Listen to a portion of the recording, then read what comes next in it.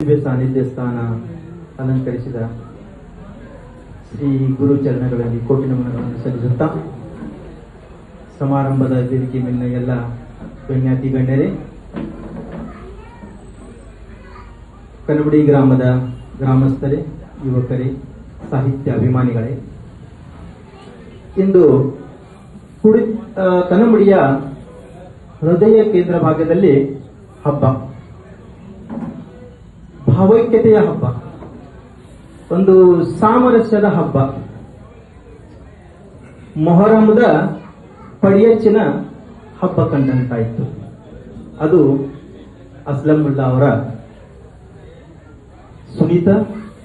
ಸುಮಿತ ಸನ್ನದ್ಧವಾದಂತ ಅವರು ಮಾಡಿದಂತ ಕೆಲಸ. ಅವರು ಮಾಡಿದ ಕೆಲಸ ಅಂತಲ್ಲ. ಅವರು ಮಾಡಿದ ಕೆಲಸದ ಹಿಂದೆ ವರ್ಷಾನುಗಟ್ಟಲೆ ನಡೆದಂತ ಶ್ರಮ, ಗ್ರಾಮಸ್ಥರ ಪ್ರೋತ್ಸಾಹ ಮತ್ತು ಸಹಕಾರ, ನೈತಿಕ ಸಹಕಾರ, ಆರ್ಥಿಕ ಸಹಕಾರ ಮತ್ತು ಬೆನ್ನು ಹಿಂದೆ ನಿಂತು ಬೆನ್ನು ತಟ್ಟಿ ಮುಂದೆ ಸಾಗಿಸುವಂತ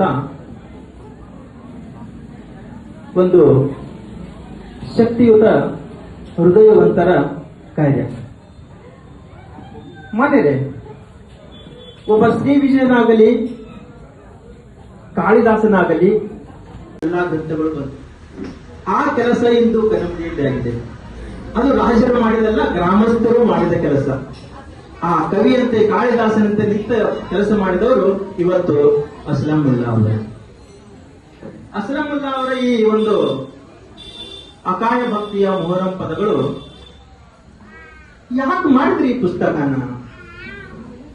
ಏನು ಅವರ ಉದ್ದೇಶ ಶೂನ್ಯ, ಫಲವೂ ಶೂನ್ಯವಿರಬಹುದೇನು.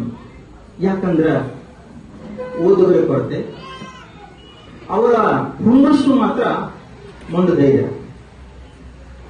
ಈ ಕೆಲಸ ಯಾಕೆ ಮಾಡಿದ್ರು? ಮನೆಯೇ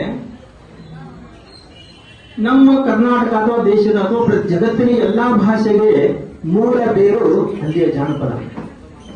ಹಿಂದಿನ ಸಾಹಿತಿಗಳು ನಾವು ಏನೇನೋ ಬರಿತೀವಿ, ಅದರ ಹೆಬ್ಬಣ್ಣೆ ಅಥವಾ ಮೂಲ ಬೇರು ಆ ಜಾನಪದ.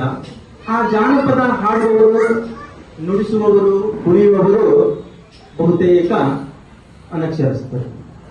ಈ ನಾಲಿಗೆಯಿಂದ ನಾಲಿಗೆ, ಕಂಠದಿಂದ ಕಂಠಿಗೆ, ಕಂಠದಿಂದ ಕಂಠಕ್ಕೆ, ಬಾಯಿಂದ ಬಾಯಿಗೆ ಬಂದಂತ ಹಾಡುಗಳು. ಯಾರು ಬರೆದಿಟ್ಟು ನೋಡಿ ಹಾಡುವವರಲ್ಲ, ಬಹುತೇಕ ಅನಕ್ಷರಸ್ಥರು.